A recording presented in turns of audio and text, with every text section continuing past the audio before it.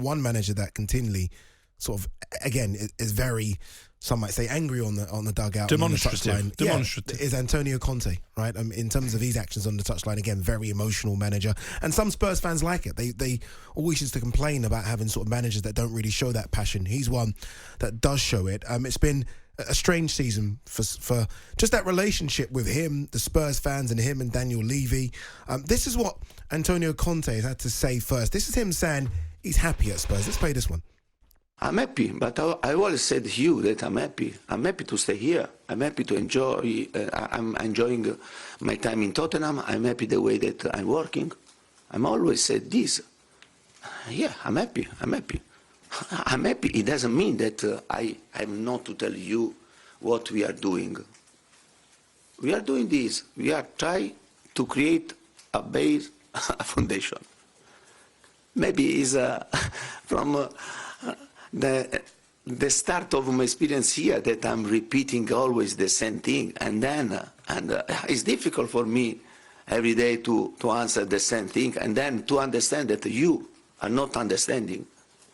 But it's difficult, believe me, it's difficult.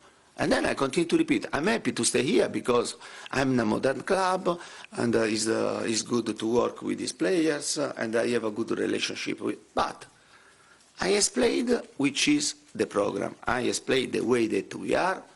That's fantastic. As a Spurs fan, that's what you want to hear, and that's good. He's happy at the club. But then he says this. Now, my task, I understood very well, that is to try to help the club to go in the right direction or to come back in the right direction. About the choices of the players, about the work, to organize, to create a foundation. Now this is my big challenge here. And I have to accept, if I want to stay here, I have to accept this. Otherwise, if I don't want to accept this, I have to go. You heard it there. If I don't want to accept this, I have to go. Look, English obviously isn't his first language, and sometimes I feel like there is a bit of lost in translation when it comes to when it comes to Antonio Conte. And look, first, I think it's fantastic that he's actually speaking English. Other managers refuse to because of things like this. What do you make of what's going on? Bielsa didn't want to, did he? Yeah, but he didn't want to speak English because I always felt that what he was saying might be misinterpreted. Maybe. And I feel like Antonio Conte might think he's not getting his message across correctly. Look, if you're on £8 million, £10 million, £8 million a year, speak the language. Simple as that.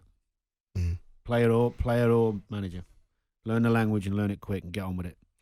It's an interesting one, though, because I remember when Pochettino was at Southampton and he used to do his press conferences through an interpreter, and people believed that he couldn't speak English. What would happen after the press conference? It would finish. We would have a half an hour chat off the record in English. Again, it was just that he didn't really want to be misquoted, and make a mistake of the language barrier. Same as Unai Emery at Arsenal, isn't it? Tried to speak English. No, let's get this right. We're talking about Conte, who did 2 years at Chelsea, didn't he? Yeah.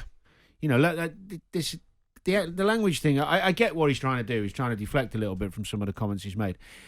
He speaks in riddles, though. I mean, you saw there two different clips. Riddles. One, he's saying he's happy at Tottenham. Then he's saying he has to decide if he's happy at Tottenham. If I was a Tottenham fan now, I would be at the end of my tether with this. Stop flirting. Stop sending out mixed signals. Either you're committed to this project or you're not. And if you're not committed to this project, come out and say it, leave, and then they can get a manager who's going to kick the club forward, because he's almost holding them to ransom at the moment. He's portraying himself like he's doing Tottenham a favour. Listen, this is not the biggest club in the country, but it's one of. So he needs to make a decision on his future, because it's just, if it's confusing the fans, it's probably confusing Daniel Levy. It will be confusing the dressing room as well. I think I've been torn on this subject. I've watched Tottenham a lot, and there's some good and some bad and some positives, and I know what he's done in the past. My gut feeling for Tottenham to move forward is they'll need to change. Go back to Poch. Do you go to Poch? I love Poch. Me too. Would he go back? 100%. Do you think? After being sacked? Sure, he would go back. It wouldn't be a bad option, would it? Let's be honest. He's been away. He's learned a bit more. Worked with a different club, different players. The Tottenham squad's different now. New faces, new ears. Because new ears is a big thing. And what I mean by new ears is. But don't those same problems persist? Conte's spoken about, I need more money. Although he has spent some in the summer. Poch wasn't a man. Poch didn't get money, did he? Yeah, but he's not a checkbook manager. He's more of a training ground coach. Listen, he wanted money to revamp the squad towards the end of his tenure, but I think he would go in and pretty much work with the players that are there, and he'd make them better. I think what's Tottenham fans have learned over the recent past is that, of course, they want trophies, but they want to watch their team play on the front foot and have a go. And I think some of the Tottenham fans I've spoken to are bemused and at the end of their tether, as you say, regarding this pragmatism, this start of games that continually puts them on the back foot. Because we can all see it. We can all see the change when they go a goal or two down and they release themselves and they have a go and they just can't. I think some Tottenham fans wouldn't mind whether he didn't sign a new contract. I might be wrong. Let's speak to one. We've got a Tottenham fan on now. James, Tottenham fan. James, have you had enough? Right. Would you take Poch back? I would take anyone back, quite frankly. I'd have Harry back. I think that they, joking aside, that they really must get rid of him. I think that he is a manager who does not manage his players. A manager's job is to make the best of the players that are under your control at that time, tactically, and manage the team and the squad. And he clearly is incapable of doing that. He's incapable of adapting or changing his game plan. He has one way of playing, and unless you play that way, he's not interested in changing. And Levy would be mad to invest in what Conte wants. And you can see in my opinion, he's lost the dressing room. The players are not playing for him. They don't like the way they're playing. And I think they should get Pochettino back and get rid of Palatici, whatever his name is, the guy who's under investigation. Yeah, who's under investigation for fraud when he worked for Juventus, and make Poch, give him a 5-year contract and build a proper team. And James, would you have been saying this at the end of the season when he got you into top 4 when no one expected? No, we only got him into top 4 because Arsenal fell. Yeah, but he still got there. Still got into top 4. Yeah. Okay, you've seen the likes of Kulusevski play really good. Bentancur, Eric Dyer was vastly improved under him. Would you have been saying the same thing at the end of last season? Arsenal collapsed, though. Let's not forget that. Arsenal collapsed, but Spurs took advantage of it. Yeah, I think that Dan is right. I think that we were very lucky. I think Arsenal collapsed. And Song and Kane did play amazing in the last few games. And Kulusevski and Bentancur were amazing signings. And I think that papered over the cracks. And when you look at this season, every single game, we were no way were we fourth. Yeah. The way we're playing, we're going to end up 8th, quite frankly. And I just think that for somebody who thinks he's bigger than our club, and thinks that he is holding the club to. I think that Mr. Levy needs to just say, thank you very much.